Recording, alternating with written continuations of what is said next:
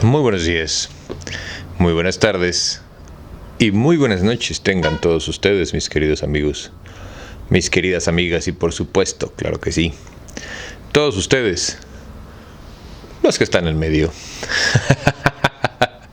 Bienvenidos una vez más a tu programa favorito, El Círculo de Lectura. Y estamos aquí porque estamos leyendo Dan Brown. Y ayer, o en la sesión pasada, nos quedamos en una parte muy interesante, güey. Así que sin más por el momento, ni preámbulos estúpidos que no te importan, déjame prendo la luz, me cambio la sudadera.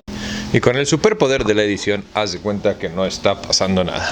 Así que sin más por el momento, te decía, ni preámbulos estúpidos que no te importan, nos quedamos en el capítulo 88. Dan Brown, Ángeles y Demonios. Aparte nos quedamos en una parte bien buena, ¿no? Salud. Hoy estamos tomando café con leite. Café con leite. Nunca han escuchado esa canción, les falta bossa nova, güey. Capítulo 88. Incluso con la sirena fijada en el techo y sonando a todo volumen, daba la impresión de que el Alfa Romeo de Olivetti cruzaba desapercibido el puente que conducía a la Roma antigua. Todo el tráfico se movía en dirección contraria hacia el Vaticano, como si la Santa Sede se hubiera convertido en la atracción que no había que perderse en Roma. Landon iba sentado en el asiento de atrás, con la mente asediada por interrogantes. Se preguntaba si esta vez capturarían al asesino, si les confesaría lo que necesitaban saber, si ya era demasiado tarde. ¿Cuánto tiempo tardaría el camarlengo en advertir de la muchedumbre que congregaba en la plaza de San Pedro de que corría peligro? El incidente de la Cámara de los Archivos todavía lo atormentaba. Una equivocación. Olivetti no pesó ni un momento el freno mientras conducía el Alfa Romeo en dirección a la iglesia de Santa María de la Victoria. Landon sabía que, en cualquier otro momento, los nudillos se le habrían puesto blancos. En ese momento, sin embargo, se sentía anestesiado. Solo los pinchazos de la mano le recordaban dónde estaba. La sirena aullaba. No hay nada como avisarle de que ya llegamos, pensó Landon. No obstante, estaban ganando tiempo a marchas forzadas. No le cabía duda de que Olivetti desconectaría la sirena cuando se acercaran. Ahora de que gozaba de un momento para reflexionar, Landon experimentó una punzada de asombro cuando su mente asimiló, por fin, la noticia del asesinato del Papa. La noticia era inconcebible, pero parecía lógica. La infiltración siempre había constituido la base del poder de los Illuminati. Reordenamientos del poder desde dentro. Tampoco se trataba de que nunca hubieran asesinado a un papa. Corrían incontables rumores de traición, aunque sin autopsia no se podían confirmar. Hasta fecha reciente, no hacía mucho que los estudiosos habían recibido permiso para analizar con rayos X la tumba del Papa Celestino V, que al parecer había muerto a manos de un ansioso sucesor, Bonifacio VIII. Los investigadores confiaban en que los rayos X sacarían a la luz algún indicio revelador, como un hueso roto. Por increíble que pareciera, los rayos X habían descubierto un clavo de 25 centímetros hundido en el cráneo del Papa. Landon recordó ahora una serie de recortes de prensa que admiradores de los Illuminati le habían enviado años antes. Al principio había pensado que eran ficticios, de modo que fue a consultar la colección de microfichas de Harvard para confirmar que los artículos eran auténticos, y descubrió con estupor que lo eran. Los guardaba en su tablón de anuncios como ejemplo de cómo, hasta los grupos periodísticos más respetables, se dejaban arrastrar en ocasiones por la paranoia de los Illuminati. Grupos periodísticos respetables es como decir prostitutas de buena ética. No estoy diciendo que las prostitutas no tengan una buena o una mala ética, sino que los conceptos chocan. De repente, las sospechas, o bueno, están bien, prostitutos, ¿no? Para que sea todavía más deplorable el asunto. Prostitutos con buena ética. De repente, las sospechas de los medios de comunicación se le antojaron menos paranoicas. Landon repasó mentalmente los artículos. The British Broadcasting Corporation, 14 de junio del 98. El Papa Juan Pablo I, que murió en 78, fue víctima de una conspiración de la logia masónica P2, la sociedad secreta P2. Decidió asesinar a Juan Pablo I cuando supo que estaba decidido a destituir al arzobispo norteamericano Paul Marcinkus como presidente de la Banca Vaticana. El banco se había visto implicado en dudosos tratos financieros con la logia masónica. ¿Qué? ¿Escándalos de poder? The New York Times, 24 de agosto del 98. ¿Por qué el fallecido Juan Pablo I llevaba su camisa de día de cama? ¿Por qué estaba desgarrada? Las preguntas no se paran ahí. No se llevó a cabo un reconocimiento médico. El cardenal Billiot prohibió la autopsia basándose en que ningún papa había sido sometido a tamaña afrenta. Además, las medicinas de Juan Pablo I desaparecieron misteriosamente de su mesita de noche, al igual que sus gafas, zapatillas, últimas voluntades y testamento, como las listas de pedófilos de Juan Pablo II. London Daily Mail, 27 de agosto del 98. Un complot en el que estaba implicada una logia masónica poderosa, implacable e ilegal, cuyos tentáculos llegaban hasta el Vaticano. Sonó el móvil de Vittoria, lo cual borró misericordiosamente los recuerdos de Langdon. Vittoria contestó, sin saber quién podría ser. Incluso desde lejos, Langdon reconoció la voz que sonaba en el teléfono, afilada como un láser. Vittoria, soy Maximilian Kohler. ¿Ya has encontrado la antimateria? ¿Se encuentra bien, Max? He visto las noticias. No hablaron del CERN ni de la antimateria. Me alegro. ¿Qué está pasando? Todavía no hemos localizado el contenedor. La situación es complicada. Robert Langdon nos está haciendo de mucha ayuda.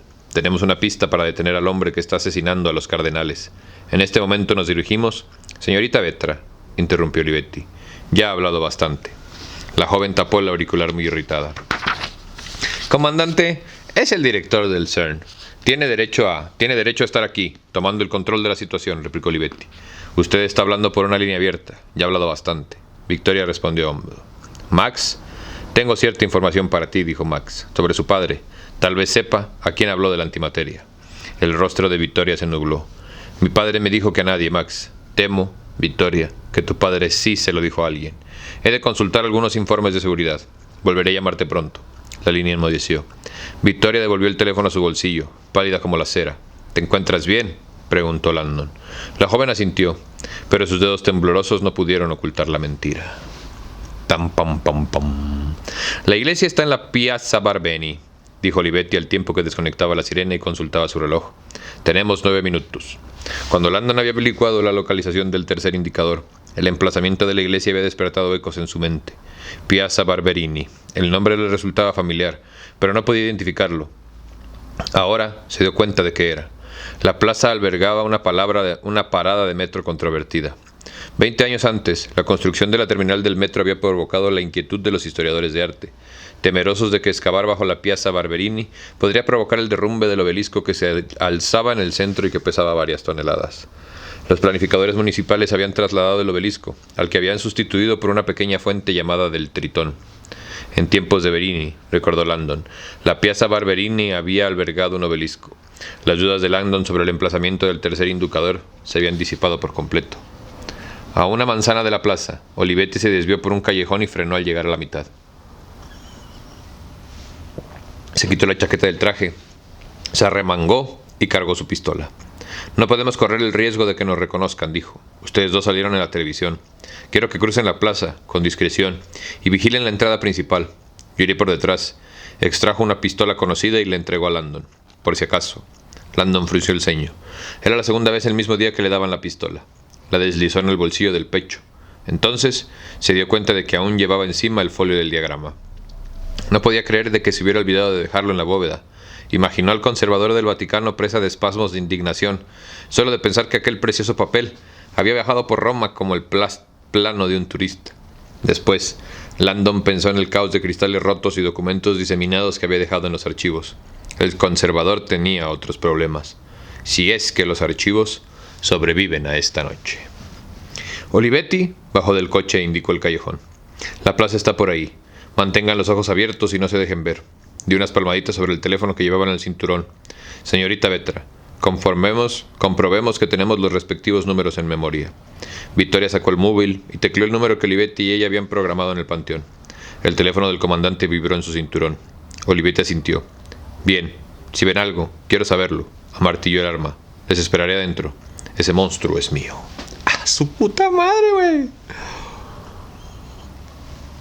Siento que Olivetti tiene el pito bien chiquito, la neta, así de compas, güey. Su perfil es así de que de pito chico, güey. En aquel momento, muy cerca, otro móvil sonó. El asesino contestó. Hable. Soy Jano, dijo la voz. El asesino sonrió. Hola, maestro. Es posible que ya hayan averiguado dónde está. Alguien se dirige a detenerte. Llegan tarde. Ya he tomado medidas. Bien. Procure escapar con vida. Aún queda trabajo por hacer. Los que se interpongan en mi camino morirán. Los que se interponen en su camino son inteligentes. Habla del estudioso norteamericano. ¿Le conoce? El asesino lanzó una risita. Frío pero ingenuo. Antes habló conmigo por teléfono. Va con una mujer que parece justo lo contrario. El asesino tuvo una erección cuando recordó el ardiente temperamento de la hija de Leonardo Vetra. Se hizo un breve silencio en la línea. La primera vacilación que el asesino intuía en el maestro de los Illuminati. Por fin, Jano habló. Elimínelos en caso necesario. El asesino sonrió. Délo por hecho. Sintió que una cálida impaciencia extendía por su cuerpo, aunque tal vez me quede a la mujer como premio. Dicho como todo un buen gringo.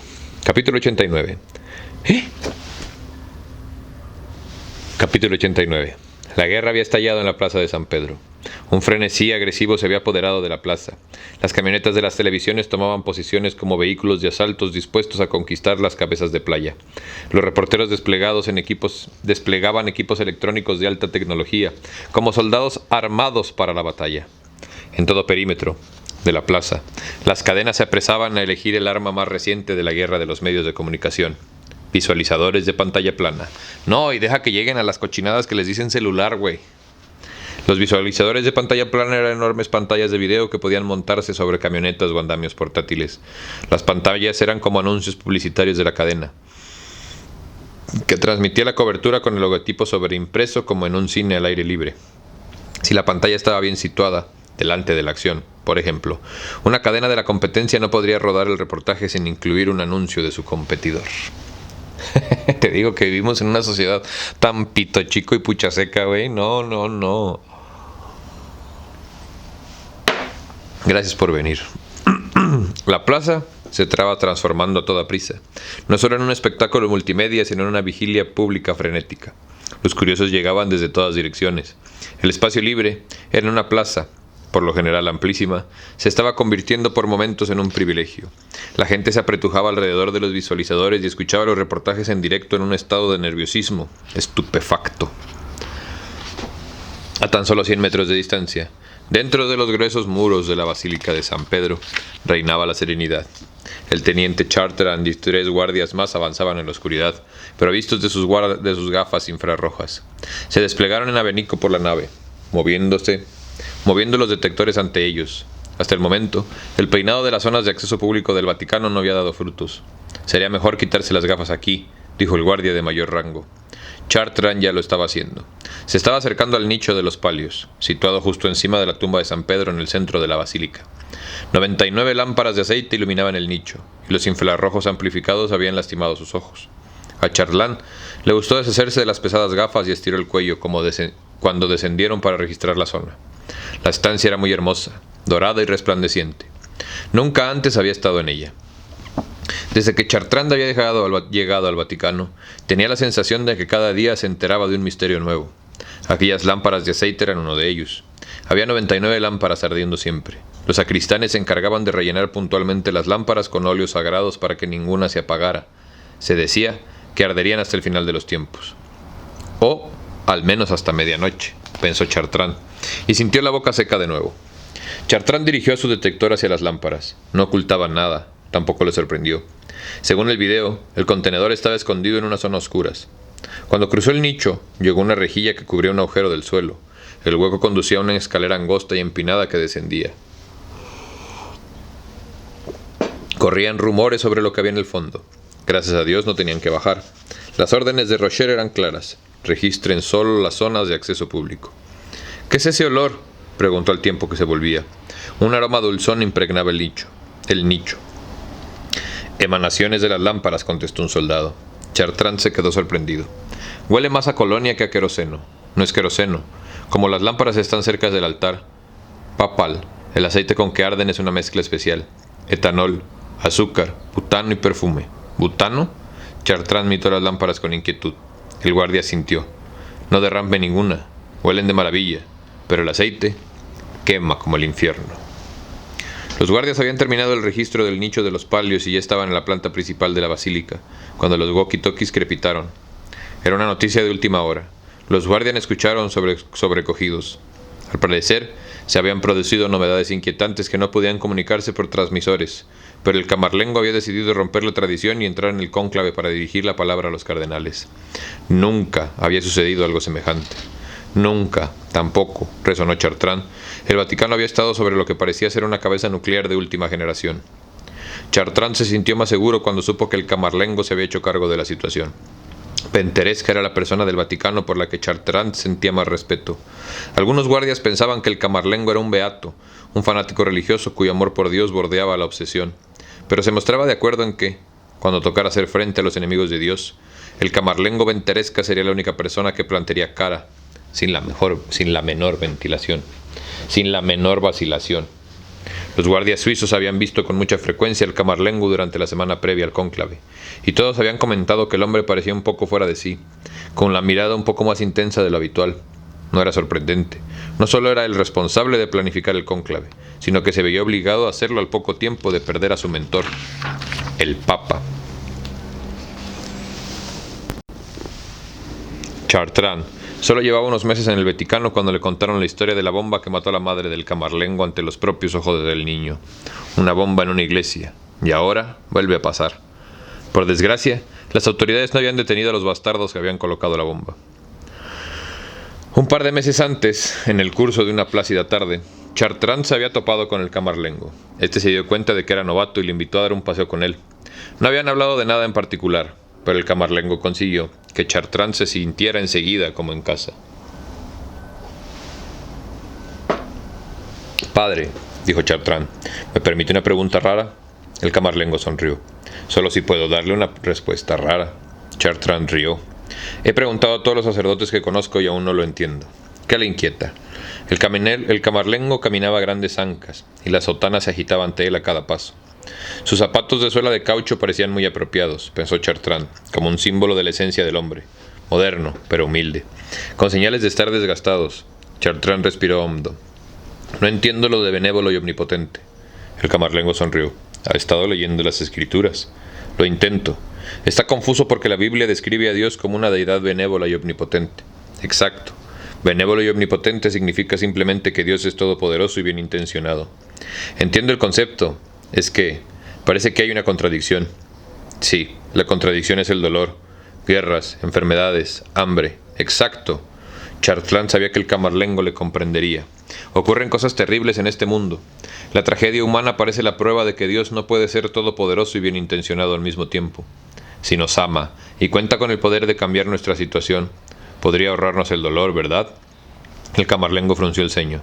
«¿Qué quiere decir?» Chartrand se sintió inquieto. ¿Había sobrepasado sus límites? ¿Era uno de esos temas religiosos que no se debían sacar a colación? Bien. Si Dios nos ama y puede protegernos, debería serlo. O es omnipotente e indiferente, o benévolo e incapaz de ayudarnos. ¿Tiene hijos, teniente?» Chartrand se ruboreció. «No se ignore. Imagine que tuviera un hijo de 8 años. ¿Le querría? Por supuesto. ¿Haría todo cuanto estuviera en su poder para evitarle el dolor durante toda su vida? Por supuesto. ¿Le dejaría utilizar un monopatín?» Chartrand reaccionó un poco tarde. El camarlengo siempre parecía estar al día. Algo poco usual en un sacerdote. «Supongo que sí», dijo Chartrand. «Claro, le dejaría utilizar el monopatín, pero le diría que fuera con cuidado. Como padre de ese niño le daría un buen consejo básico para luego dejarle marchar y cometer sus propios errores. No correrá tras él y le mimará, si se refiere a eso. No correría tras él y le mimaría, si se refiere a eso.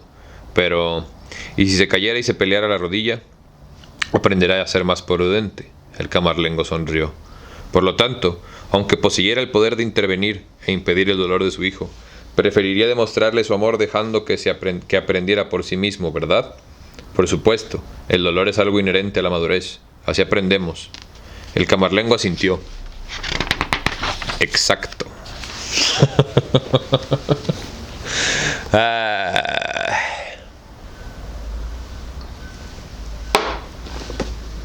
O sea, ¿quién está aprendiendo, mi queridísimo cristiano? ¿El que ejecuta el dolor o el que lo recibe? Capítulo 90. Landon y Vittoria observaban la Piazza Barberini desde las sombras de una pequeña callejuela situada en la esquina oeste. La iglesia estaba enfrente, una cúpula neblinosa que destacaba entre un borroso grupo de edificios. La noche había traído consigo un fresco agradable y a Landon le sorprendió encontrar la plaza desierta. A través de las ventanas abiertas de los pisos de la vecindad, los televisores a todo volumen recordaban a Landon el lugar al que había acudido todo el mundo. Sin comentarios todavía del Vaticano. Los Illuminati asesinaban a 2 cardenales, presencia satanista en Roma, especulaciones sobre más infiltraciones. Las noticias se habían propagado como el incendio de Nerón. Los ojos del mundo estaban fijos en Roma, mientras observaba la plaza y esperaba. Landon se dio cuenta de que, pese a la invasión de edificios modernos, la plaza todavía conservaba su trazado elíptico. En lo alto, como una especie de altar moderno erigido en honor de un héroe del pasado, un enorme letrero de neón parpadeaba en el tejado de un hotel de lujo. Vittoria ya se lo había indicado a Landon. El letrero parecía siniestramente adecuado. Hotel Verini. Las 10:05, dijo Vittoria mientras su mirada gatuna recorría la plaza. Apenas había acabado de pronunciar las palabras cuando agarró el brazo de Landon y lo empujó hacia las sombras. Indicó el centro de la plaza. Él siguió su mirada. Cuando lo vio se puso tenso. Frente a ellos, 2 figuras oscuras aparecieron bajo una farola de la calle. Las 2 iban tocadas con mantillas negras, como las que solían llevar las beatas. Landon había jurado que eran mujeres, pero no estaba seguro en la oscuridad. Una parecía mayor y caminaba como dolorida, encorvada. La otra, más grande y fuerte, le ayudaba. «Dame la pistola», dijo Vittoria. «No puedes». Ágil como una gata, la joven le extrajo el arma del morcillo, una vez más. El arma centelló en su mano. Después, en absoluto silencio, como si sus pies no tocaran los adoquines, describió un círculo hacia la izquierda en las sombras con el fin de acercarse a la pareja por detrás. Landon la miró fascinado. Después masculló un juramento y corrió tras ella. La pareja se movía despacio, y Landon y Vittoria no tardaron ni medio minuto en situarse detrás. Vittoria ocultó el arma bajo los brazos cruzados sobre su pecho, escondida, pero a mano tan pronto como la necesitara. Parecía flotar cada vez más deprisa a medida que acortaban distancias, y Landon se esforzaba por seguirla.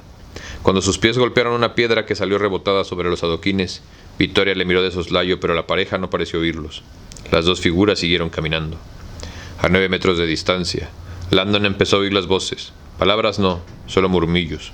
A su lado, Vittoria redobló la velocidad. El arma empezó a asomar. 6 metros. Las voces eran más claras, una mucho más fuerte que la otra, airada, campanuda.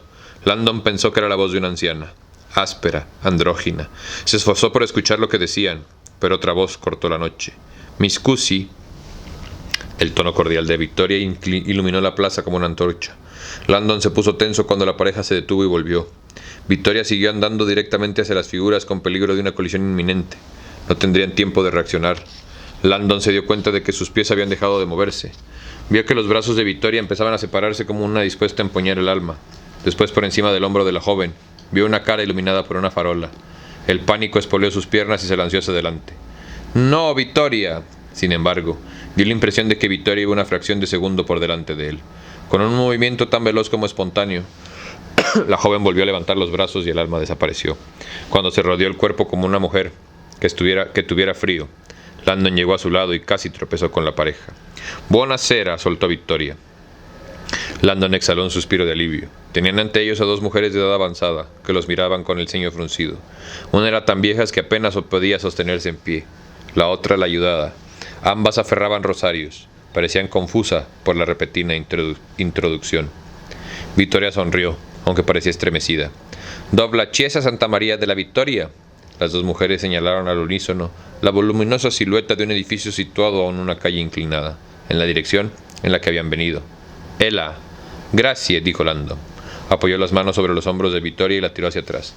No podía creer que habían estado a punto de atacar a 2 ancianas. «Non si può entrare», advirtió una. «E chiusa temprano». «¿La han cerrado temprano?», preguntó Vittoria sorprendida. «Perché?». Las 2 mujeres explicaron a la vez. Parecían enfadadas. Landon solo entendió algunos fragmentos de su italiano. Por lo visto, las mujeres habían estado 15 minutos antes dentro de la iglesia, rezando por el Vaticano en ese tiempo de necesidad, cuando un hombre había aparecido y les había dicho que la iglesia iba a cerrar temprano. «¿Hanno consito l'uomo?», preguntó Victoria nerviosa. Las mujeres negaron con la cabeza. El hombre era un extranjero. Crudo, explicaron, y había obligado a salir a todo el mundo, incluso al joven sacerdote y al portero, que le amenazaron con llamar a la policía. Pero el intruso rió y les dijo que aconsejaran a la policía traer cámaras. ¿Cámaras?, se preguntó Landon. Las mujeres chanquearon la lengua, irritadas, y llamaron al hombre bárbaro. Después continuaron su camino rezongando. «¿Bar Arabo?», le preguntó Landon a Victoria. «Bárbaro». Victoria estaba muy tensa. «No. Bar Arabo es una expresión descriptiva. Significa árabe. Landon sintió un escalofrío y se volvió hacia la iglesia. En ese momento sus ojos vislumbraron algo en las vidrierías de la iglesia. La imagen le aterró. Victoria, sin darse cuenta, sacó el móvil y apretó el botón. «Voy a avisar a Olivetti». Landon, sin habla, le tocó el brazo. Señaló a la iglesia con mano temblorosa. Victoria lanzó una exclamación ahogada. En el interior del edificio, brillando como ojos malvados a través de las vidrierías, destellaba el fulgor de las llamas. Capítulo 91. Landon y Victoria corrieron hacia la entrada principal de la iglesia de Santa María de la Victoria y encontraron cerrada con llave la puerta de madera. La joven disparó 3 veces con la semiautomática de Olivetti y destruyó la vieja cerradura. La escena que presenciaron cuando entraron fue tan inesperada, tan extraña, que Landon tuvo que cerrar los ojos y volverlos a abrir antes de que su mente pudiera asimilarlo todo. La iglesia era de un barroco recargado, con paredes y altares dorados. En el centro del sagrario, bajo la cúpula principal, habían amontonado bancos de madera, que ahora ardían como una especie de pira funeraria de dimensiones épicas. La hoguera se alzaba hasta la cúpula. Cuando los ojos de Landon ascendieron, el verdadero horror de la escena descendió como un ave de presa. En lo alto, desde el lado derecho e izquierdo del techo, colgaban 2 cables utilizados para balancear recipientes de incienso sobre la congregación. Sin embargo, los cables no sujetaban incenciarios en este momento, ni se balanceaban. Los habían utilizado para otra cosa. Un ser humano colgaba de los cables, un hombre desnudo. Cada muñeca estaba sujeta a un cable, y lo habían alzado casi hasta el punto de descuartizarlo. Tenía los brazos extendidos como clavado a un crucifijo invisible que flotara en la casa de Dios. Landon se sintió paralizado cuando miró. Un momento después, presenció la abominación final. El anciano estaba vivo y levantó la cabeza. Un par de ojos aterrorizados suplicaron ayuda en silencio. Había un emblema grabado en el pecho del hombre. Le habían marcado a fuego. Landon no lo veía con claridad, pero albergaba poca duda sobre lo que ponía. Cuando las llamas lamieron los pies del hombre, la víctima lanzó un grito de dolor y su cuerpo tembló, como espoleado por una fuerza invisible. Landon corrió por el pasillo principal hacia la hoguera. Sus pulmones se llenaron de humo al acercarse. A 3 metros del infierno se estrelló contra una muralla de calor. Se le chamuscó la piel de la cara y retrocedió, protegiéndose los ojos, hasta caer sobre el suelo de mármol. Se puso en pie con movimientos torpes y volvió a intentar avanzar, con las manos levantadas para protegerse. Se dio cuenta, al instante. El fuego desprendía demasiado calor. Retrocedió y examinó las paredes de la iglesia. Un tapiz pensó. Si pudiera apagar el... Pero sabía que no encontraría ningún tapiz. Estás en una capilla barroca, Robert, no en un castillo alemán. Piensa. Se obligó a mirar de nuevo al hombre colgado. El humo y las llamas remolineaban en lo alto de la cúpula. Los cables que sujetaban las muñecas del hombre pasaban por poleas fijadas al techo y descendían de nuevo hasta abrazaderas metálicas empotradas a cada lado de la iglesia. Landon examinó una de las abrazaderas. Estaba bastante alto, pero sabía que si podía alcanzarla y aflojar uno de los cables, la tensión disminuiría y el hombre se alejaría del fuego. Una repentina llamarada se alzó más que las demás, y Landon oyó un chillido penetrante. La piel de las plantas de los pies del hombre estaban empezando a cubrirse de ampollas. El cardenal se estaba asando vivo. Landon clavó la vista en la abrazadera y corrió. Te manda saludos, Cuauhtémoc. Ojalá y pueda vivir de esto para dejar de hacer lo que hago, porque créeme que ser maestro en esta economía es horrible, cabrón. Y no son los alumnos lo que me molesta, son los otros maestros. Capítulo 91. Landon y Victoria corrieron hacia la entrada principal de la iglesia de Santa María de la Victoria y encontraron cerrada con llave la... sí, ya lo había leído, ¿no? En la parte posterior de la iglesia Vittoria aferraba el respaldo de un banco y procuraba serenarse. La imagen suspendida del techo era horripilante. Se vio desviar la vista. ¡Haz algo! Se preguntó dónde estaría Olivetti. Habría visto al asesino. Le habría capturado. ¿Dónde estaban ahora? Vittoria avanzó dispuesta a ayudar a Landon, pero en aquel momento un sonido la detuvo. El crepitar de las llamas aumentaba de intensidad a cada instante. Pero un segundo sonido cortó el aire. Una vibración metálica, cercana. El latido repetido parecía surgir del final de los bancos, a su izquierda. Recordaba el timbre de un teléfono, pero duro y pétreo. Aferró la pistola con firmeza y avanzó por la fila de bancos. El sonido se oyó más alto, se apagaba y encendía. Una vibración repetitiva. Cuando se acercó al final del pasillo, notó que el sonido procedía del suelo. Justo al doblar la esquina del final de los bancos, al avanzar con la pistola extendida en la mano derecha, se dio cuenta de que también sujetaba otra cosa en la izquierda, el móvil.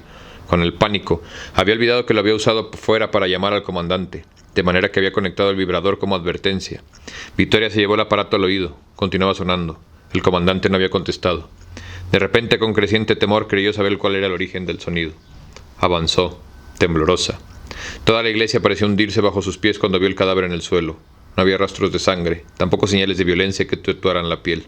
Solo la espantosa simetría de la cabeza del comandante, torcida hacia atrás, en un giro de 180 grados. Vittoria intentó no pensar en las imágenes del cadáver de su padre. El teléfono del comandante estaba apoyado contra el suelo, vibrando una y otra vez sobre el mármol. Vittoria canceló su llamada y el ruido cesó.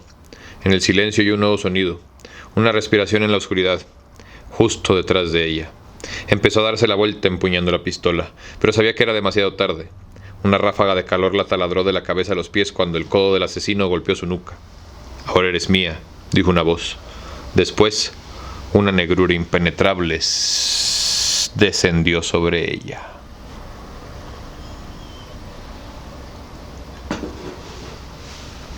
En la zona del sagrario, en el lateral izquierdo de la iglesia, Landon se mantenía en equilibrio sobre un banco y trataba de alcanzar la abrazadera. El cabre se encontraba a unos 2 metros sobre su cabeza. Abrazaderas como esta eran comunes en las iglesias, y se colocaban en alto para impedir que las manipularan. Landon sabía que los curas utilizaban escalerillas llamadas piuoli para alcanzarlas. Era evidente que el asesino había usado la escalerilla de la iglesia para colgar a su víctima. ¿Dónde ha dejado la escalera? Landon escudriñó el suelo. Creía haber visto una escalerilla en algún sitio. ¿Pero dónde? Un momento después su corazón dio un vuelco. Recordó dónde la había visto. Se volvió hacia el fuego. La escalera se elevaba sobre la hoguera, envuelta en llamas. Desesperado, inspeccionó la iglesia en busca de algo que pudiera ayudarle a alcanzar la abrazadera. Mientras sus ojos rastreaban el templo, se dio cuenta de algo. ¿Dónde demonios está Vittoria? Había desaparecido. ¿Ha ido a buscar ayuda? Landon gritó su nombre, pero no hubo respuesta. ¿Dónde está Olivetti? Se oyó un aullido de dolor en lo alto, y Landon intuyó que ya era demasiado tarde. Cuando sus ojos se alzaron de nuevo y vio a la víctima que iba achicharrándose lentamente, solo pensó en una cosa: agua en cantidades, apagar el fuego, al menos para cortar la altura de las llamas. Necesito agua, maldita sea, chilló. Ese es el siguiente, gruñó una voz desde el fondo. Landon giró en redondo y estuvo a punto de caer en el banco. Hacia él avanzaba sin vacilar un monstruo oscuro. Frente al resplandor del fuego sus ojos ardían como carbones. Landon reconoció la pistola que esgrimía, la misma que él había guardado en la chaqueta, la que Vittoria llevaba cuando entraron.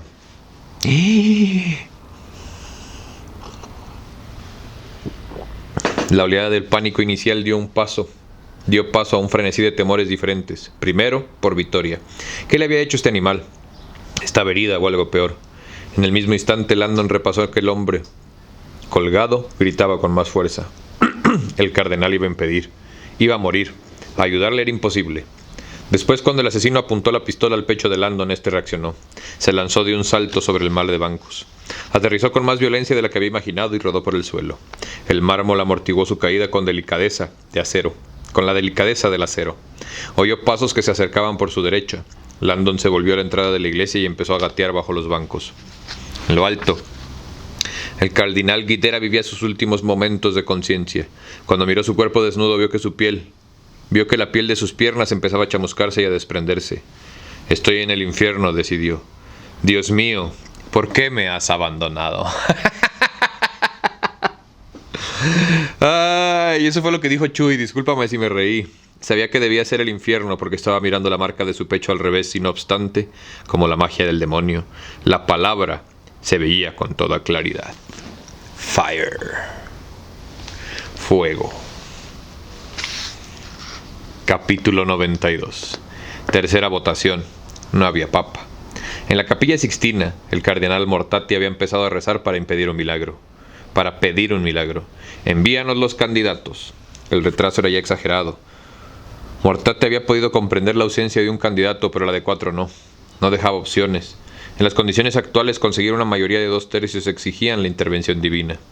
Cuando los cerrojos de la puerta exterior empezaron a abrirse, Mortati y todo el colegio cardenalicio giraron al unísono en dirección de la entrada.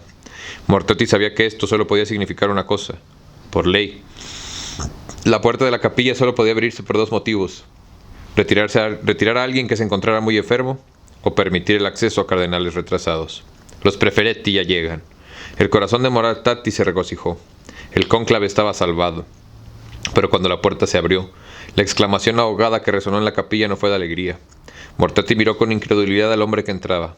Por primera vez en la historia del Vaticano, un camarlengo acababa de cruzar el sagrado umbral del cónclave, después de sellar las puertas. ¿Qué se ha creído? El camarlengo avanzó hacia el altar y se volvió para hablar a la estupefacta audiencia. «Signori», dijo, «he esperado lo máximo posible. Hay algo que deben saber de inmediato».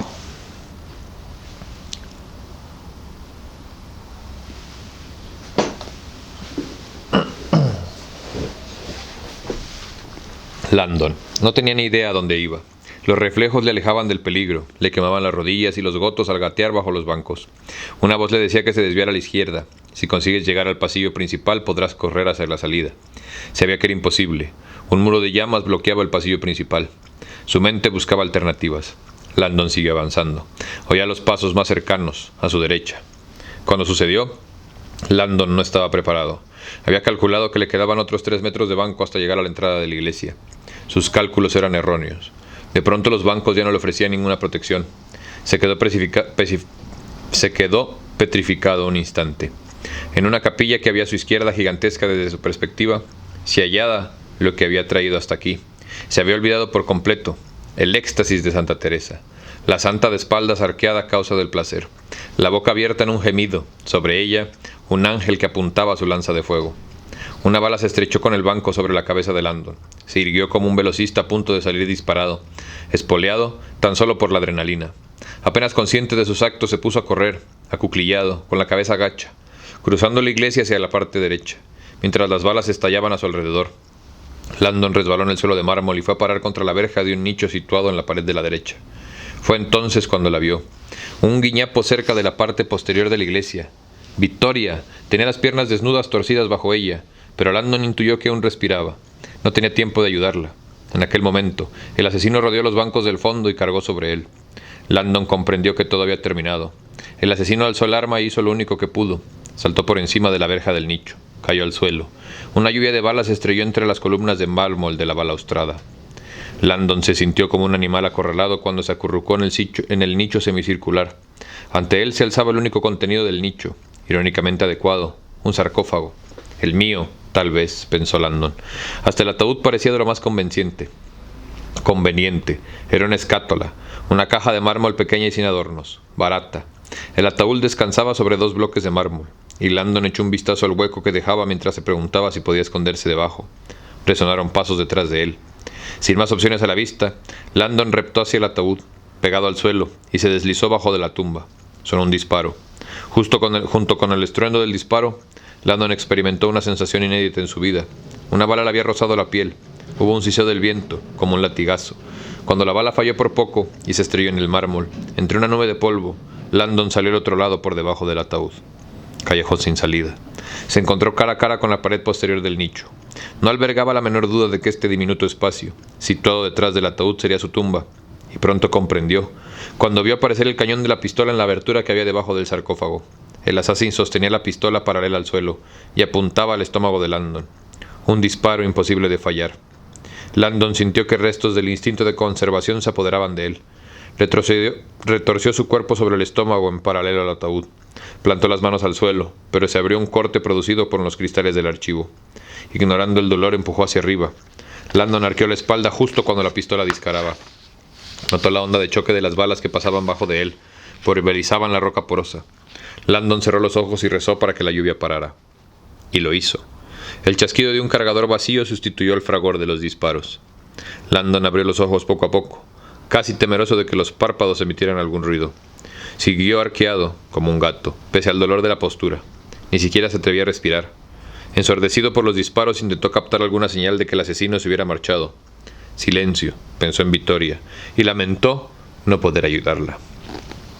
El sonido que siguió fue ensordecedor, el bramido gutural de alguien que estaba llevando a cabo un esfuerzo sobrehumano. Dio la impresión de que el sarcófago suspendido sobre la cabeza de Landon se alzaba por un lado. Landon se derrumbó sobre el suelo cuando centenares de kilos se inclinaron hacia él. La gravedad venció la fricción, y la tapa fue la primera en resbalar y estrellarse a su lado. A continuación le llegó el turno al ataúd, que resbaló sobre sus soportes y estaba a punto de volcar sobre Landon. En ese momento comprendió que quedaría sepultado bajo él, o aplastado por uno de sus bordes. Encogió la cabeza y las piernas y pegó las manos a sus costados. Después cerró los ojos y esperó el impacto. Cuando se produjo, todo el suelo se estremeció bajo él. El borde superior aterrizó a escasos milímetros de su cabeza. Su brazo derecho quedó intacto por milagro, a pesar de que esperaba lo peor. Abrió los ojos y vio un rayo de luz. El borde estrecho del ataúd aún no había caído al suelo, y seguía apoyado en parte sobre sus soportes. No obstante, Landon se encontró mirando el rostro de la muerte. El ocupante de la tumba estaba suspendido sobre él, pues había pegado, como solía ocurrir con los cadáveres putrefactos, al fondo del ataúd. El esqueleto quedó suspendido un momento, como un amante vacilante, para luego sucumbir a la gravedad. El cadáver se precipitó en un abrazo definitivo, y una lluvia de huesos podridos y polvo inundó los ojos y la boca de Landon. ¡Qué puto asco! Antes de que pudiera reaccionar, un brazo se deslizó a través de la abertura que había debajo del ataúd, como una pitona hambrienta. Tanteó hasta encontrar el cuello de Landon y cerró a su presa. Landon intentó desprenderse del puño de hierro que aplastaba su laringe, pero su manga izquierda se había enganchado bajo el borde del ataúd. Solo tenía un brazo libre y estaba perdiendo la batalla. Las piernas de Landon se doblaron en el único espacio que quedaba, mientras sus pies buscaban el suelo del ataúd. Lo encontraron, apoyó los pies contra él. Después, cuando la mano que rodea su cuello aumentó la presión, Landon cerró los ojos y extendió las piernas como un ariete. El ataúd se removió apenas, pero bastó para sus propósitos. El sarcófago resbaló de sus soportes como un crujido y aterrizó en el suelo. El borde del ataúd aplastó el brazo del asesino, y se oyó un chillido de dolor ahogado. La mano liberó del cuello de Landon. Cuando el asesino consiguió extraer su brazo, el ataúd se estrelló en el suelo de mármol con un ruido sordo definitivo. Oscuridad total, de nuevo, y silencio. No se oyeron golpes frustrados en la superficie del sarcófago volcado. Nadie intentó levantarlo. Nada.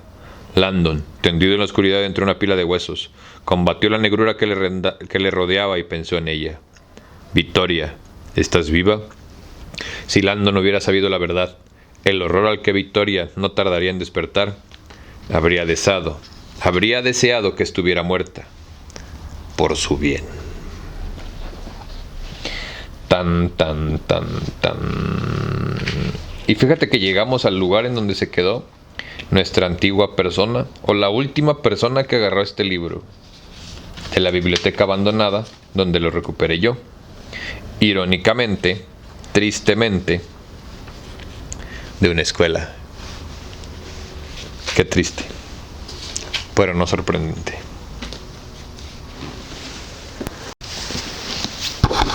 Tenía ganas de dejarlo ahí, pero no. Vamos a leer uno y ya.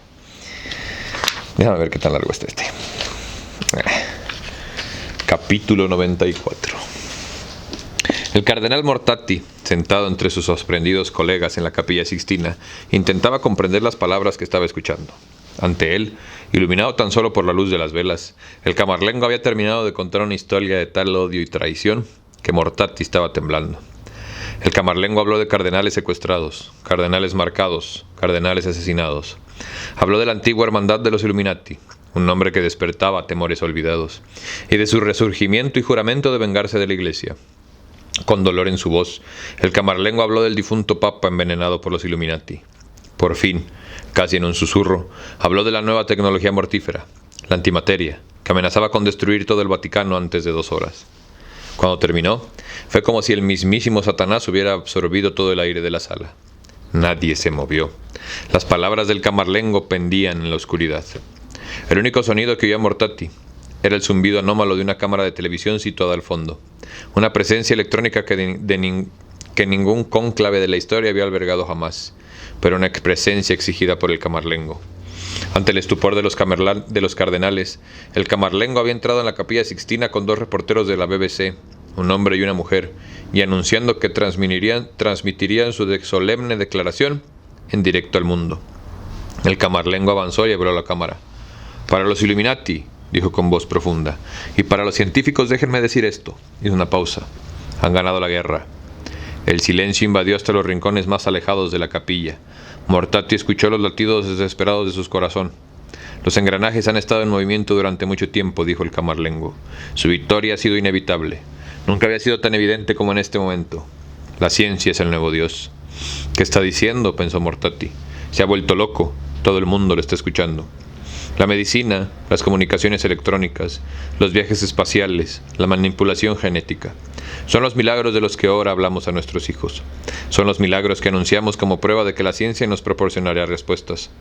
Las viejas historias de inmaculadas concepciones, zarzas ardientes y mares que se separan carecen ya de toda importancia. Dios se ha convertido en algo obsoleto. La ciencia ha ganado la batalla. Nos rendimos. Se oyeron murmullos de confusión y perplejidad entre los consagrados. «Pero la victoria de la ciencia», añadió el camarlengo con voz más enérgica, «ha tenido un precio para todos nosotros, un precio muy alto. Silencio. Es posible que la ciencia haya aliviado las desdichas de la enfermedad, en teoría, y el trabajo extenuante, doble en teoría, y creado toda una serie de aparatos destinados a divertirnos y aumentar nuestra comodidad. Gente que vendió por comodidad su razón de ser y su libertad». Les voy a pedir por favor que dejen de interrumpir la lectura. El trabajo extenuante ya ha creado una serie de aparatos destinados a divertirnos y aumentar nuestra comodidad, pero nos ha dejado en un mundo sin prodigios. Nuestras puestas de sol se han reducido a longitudes de onda y frecuencias. Las complejidades del universo han sido destripadas en ecuaciones matemáticas. Hasta nuestra valoración como seres humanos ha sido destruida. La ciencia afirma que el planeta Tierra y sus habitantes son puntos sin importancia en el gran esquema de las cosas. Un accidente cósmico. Hizo una pausa. Hasta la tecnología que promete unirnos nos divide. Cada uno de nosotros puede estar conectado electrónicamente con el resto del globo, pero nos sentimos totalmente solos. Ding, ding, ding.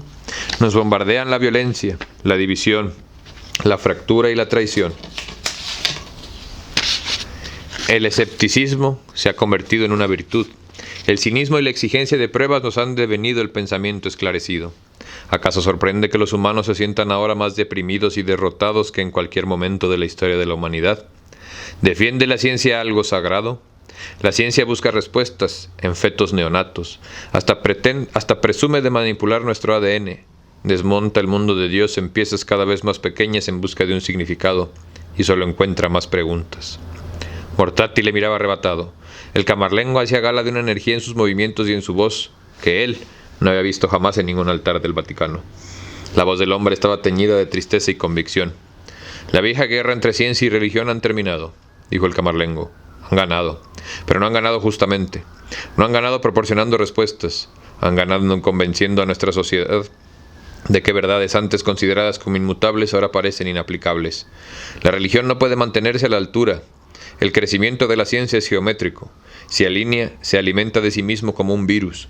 Cada nuevo descubrimiento abre las puertas de un nuevo descubrimiento. La humanidad necesitó miles de años para progresar desde la rueda al coche. No obstante, solo transcurrieron décadas desde el coche hasta la nave espacial. Ahora medimos el progreso científico en semanas. Estamos girando sin control. El abismo entre nosotros se ensancha cada día más y la religión queda abandonada. La gente está sumida en un vacío espiritual. Pedimos a gritos respuestas. Lo digo en un sentido literal. Créanme. Vemos ovnis, nos dedicamos a sapear, nos ponemos en contacto con espíritus, experiencias extrasensoriales, búsquedas mentales. Todas esas ideas excéntricas poseen un barniz científico, pero son desvergonzadamente irracionales. Constituyen el grito desesperado del alma moderna, solitaria y atormentada, tullida por su esclarecimiento y su incapacidad de aceptar significado en nada que no esté relacionado con la tecnología. Mortati se descubrió inclinado hacia adelante en su asiento. Él y los demás cardenales procedentes de todas partes del mundo estaban pendientes de cada palabra del sacerdote. El camarlengo hablaba sin retórica, ni vítrolo, nada de referencias a Jesucristo o a las Sagradas Escrituras. Hablaba en términos modernos, puros y sin adornos. Hablaba el idioma moderno, como si fluyera de Dios, y comunicaba el mensaje de siempre. En aquel momento Mortati comprendió uno de los motivos que habían llevado al Papa a querer tanto a este joven. En un mundo de apatía, cinismo y deificación tecnológica, hombres como el camarlengo, seres realistas, capaces de hablar con sinceridad, eran la única esperanza de la Iglesia. El camarlengo redobló su vehemencia. La ciencia nos salvará, dicen ustedes. Yo digo que la ciencia nos ha destruido. Desde los tiempos de Galileo, la Iglesia ha intentado aminorar la velocidad de la marcha inexorable de la ciencia, a veces con medios descarriados, pero siempre con buenas intenciones. Aún así, las tentaciones son demasiado grandes para que los hombres opongan resistencia. Miren a su alrededor. No se han cumplido las promesas de la ciencia. Las promesas de eficacia y sencillez no han traído más que contaminación y caos. Somos una especie fracturada y frenética, que avanza por el sendero de la destrucción. El camarlengo hizo una larga pausa, y después clavó los ojos en la cámara. ¿Quién es este Dios de la ciencia? ¿Quién es el Dios que ofrece a su pueblo poder, pero en un marco moral para utilizar este poder? ¿Qué clase de Dios da fuego a un niño, pero no le advierte de los peligros que conlleva? El idioma de la ciencia carece de indicadores del bien o el mal. Hay tratados científicos que enseñan a crear una reacción nuclear, pero no contienen ningún capítulo en que se pregunte si es una idea buena o mala. Digo esto a la ciencia y a los científicos. La Iglesia está cansada. Estamos hartos de intentar ser sus guías. Nuestros recursos se están agotando, por culpa de la publicidad que dice que ustedes son la voz del equilibrio mientras continúan su ciega carrera en pos de chips cada vez más pequeños y beneficios cada vez más grandes. No preguntamos por qué no ejercen el más mínimo autocontrol, porque se trata de una tarea imposible. Su mundo se mueve con tal celeridad que, si se detienen siquiera un instante para meditar en las implicaciones de sus actos, alguien más eficiente les borrará de un plumonazo. En consecuencia, siguen adelante. Construyen armas de destrucción masiva sin conocimiento, pero es el Papa quien viaja por el mundo para aconsejar prudencia a sus líderes. Clonan seres vivos, pero es la Iglesia que nos recuerda que pensemos en las implicaciones morales de nuestros actos. Animan a la gente a comunicarse mediante teléfonos, pantallas de video y ordenadores, pero es la Iglesia quien abre sus puertas y nos recuerda que hemos de comunicarnos en persona, como debe ser. Hasta asesinan niños neonatos en nombre de la investigación que salvará vidas. Una vez más, es la Iglesia la que denuncia la falacia de este razonamiento. Y mientras tanto, proclaman la ignorancia de la Iglesia. Pero ¿quién es más ignorante? ¿El hombre incapaz de definir el relámpago o el hombre que no respeta su asombroso poder? La Iglesia intenta tenderles la mano, a todo el mundo, pero cuanto más nos esforzamos, más nos rechazan. Muéstrenos la prueba de que Dios existe, dicen. Usen sus telescopios para explorar el universo y explíquenme cómo es posible que Dios no exista, digo yo. Los ojos del camarlengo se habían inundado de lágrimas. Preguntan cuál es el aspecto de Dios. ¿De dónde sale esta pregunta?, digo yo. La respuesta es la misma. ¿Es que no ven a Dios en su ciencia? ¿Cómo es posible tanta ceguera? Proclaman que hasta el más ínfimo cambio en la fuerza de la gravedad o el peso de un átomo bastaría para haber convertido nuestro universo en una sopa carente de vida, en lugar de nuestro magnífico mar de cuerpos celestiales, y aún no ven la mano de Dios en esto. En verdad, es mucho más fácil creer que elegimos la carta correcta en una baraja de miles de millones. La bancarrota espiritual es tan absoluta que preferimos creer en una imposibilidad matemática antes de que en un poder más grande de que nosotros. Crean o no en Dios, dijo el camarlengo con voz decidida, tienen que creer en esto. Cuando como especie abandonamos nuestra confianza en un poder mayor que nosotros, abandonemos nuestro sentido de la responsabilidad. La fe, todas las fes, son advertencias de que existe algo que no podemos comprender, algo de lo que somos responsables. Con fe, somos responsables los unos de los otros, de nosotros mismos, y de una verdad más elevada. La religión tiene sus defectos, pero solo porque el hombre tiene defectos. Si el mundo exterior pudiera ver esta iglesia como nosotros, más allá de sus rituales, vería un milagro moderno, una hermandad de almas imperfectas y sencillas que solo aspira a ser una voz compasiva en un mundo que gira fuera de control. El camarlengo señaló al colegio cardenalicio y a la cámara de la BBC. Le siguió instintivamente. ¿Estamos obsoletos?, preguntó el camarlengo. ¿Son dinosaurios estos hombres? Son pedófilos. ¿Lo soy yo? ¿De veras necesita el mundo una voz para los pobres, los débiles, los oprimidos, los niños neonatos? ¿De veras necesitamos almas como las de quienes, aunque imperfectos, dedican sus vidas a implorarnos que respetemos los principios morales para no descarriarnos? Mortati comprendió por fin que el camarlengo, de manera consciente o no, estaba efectuando un brillante movimiento. Al exhibir a los cardenales, estaba personalizando la iglesia. El Vaticano ya no era un edificio, sino gente. Gente como el camarlengo que dedicaba su vida al servicio del bien. Esta noche nos encontramos al borde de un precipicio, dijo el camarlengo. No podemos permitirnos ser apáticos. Da igual que considere esta maldad en términos de Satanás, corrupción o inmoralidad. La fuerza oscura está viva y crece cada día. No hagan caso omiso. El camarlengo bajó la voz hasta convertirla en un susurro y la cámara se acercó. La fuerza, aunque poderosa, no es invencible. El bien puede triunfar. Escuchen a sus corazones, escuchen a Dios. Juntos podemos alejarnos del abismo. Mortati comprendió. Este era el motivo. El cónclave había sido violado, pero esta era la única forma. Una petición de auxilio dramática y desesperada. El camarlengo estaba hablando al enemigo y a los amigos al mismo tiempo. Estaba desafiando a todo el mundo, amigo o enemigo, a que viera la luz y detuviera esta locura. Alguien que escuchara y caería en la cuenta de la demencia de esta conspiración, y actuaría. El camarlengo se arrodilló ante el altar. Rezad conmigo. El colegio cardenalicio se arrodilló para rezar con él. En la plaza de San Pedro y en todo el orbe, millones de personas estupefactas se arrodillaron con ellos. Y dijera, y como versara y dijera esa joya del cine chilango, Matando Cabos, la cámara, el capítulo y yo terminamos al mismo tiempo. Muchísimas gracias a ti por venir a tu ejercicio de resistencia cultural favorito. Fíjate que se me hizo muy interesante este último discurso del camarlengo porque tiene toda la razón, güey, ¿no? O sea, si lo piensas, dice algo que es muy real, güey. Y dice algo que es muy cierto. Lástima que personajes como el camarlengo solo sean personajes de un cuento. Verso sin esfuerzo. Muchísimas gracias a ti por venir a tu ejercicio de resistencia cultural favorito. Yo soy Barbites y nos vemos pronto. Disfruta la vida, güey, que no hay de otra. No caigas en el pánico y no le creas a la gente. Cree lo que ven tus ojos. Nos vemos pronto. Lo que ven tus ojos está en la vida real, no en la pantalla.